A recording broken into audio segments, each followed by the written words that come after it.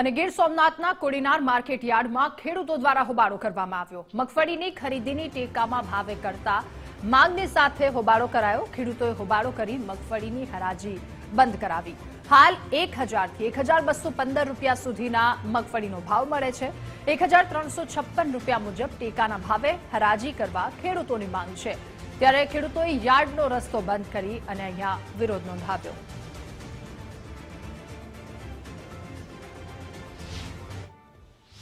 હવે અમારે 1350 રૂપિયાથી હરાજી ચાલુ થાય ને તો માંડવી દેવાની છે અને સોયાબીનના ભાવ છે એ પણ ટેકાના ભાવ છે ત્યાંથી ચાલુ થાય તો ટોટલી પાક દેવાનો છે।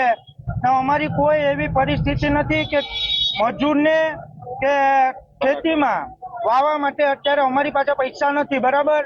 એટલે અમે આ વસ્તુ વેપારીને દઈએ ને વેપારી પર ટેકાના ભાવથી ખરીદી શરૂ કરશે તો અમારે અમારો પાક દેવાનો છે। કોડીનાર માર્કેટ યાર્ડમાં હરાજી આજે બંધ કરાવી છે અમે, કારણ કે અમારે પોષણક્ષમ ભાવ નથી મળતા।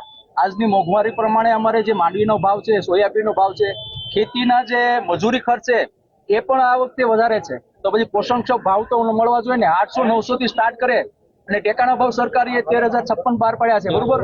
તો પછી એનાથી પણ નીચે ભાવ તો કઈ રીતના અમારે પોષણક્ષમ ભાવ મળી શકે? ખેડૂતોને મગફળીના 900 રૂપિયાથી લઈને 1000 રૂપિયામાં મગફળી માગે છે તો અમારે શું કરવું? આમાં મગફળી એટલામાં અમારે પોસાતી જ નથી।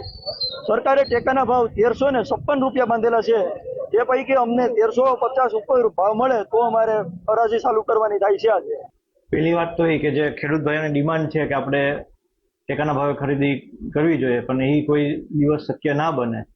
અને તમારો બીજો પ્રશ્ન છે કે આપણા ભાવમાં બીજા યાર્ડના ભાવમાં શું અંતર છે? તો અમારો ભાવ એપ્લિકેશન ઉપર ને રોજે રોજ બધા પેપરોમાં આવે છે। આપણો ને બીજા યાર્ડના ભાવમાં કોઈ જાતનો અંતર છે નહીં।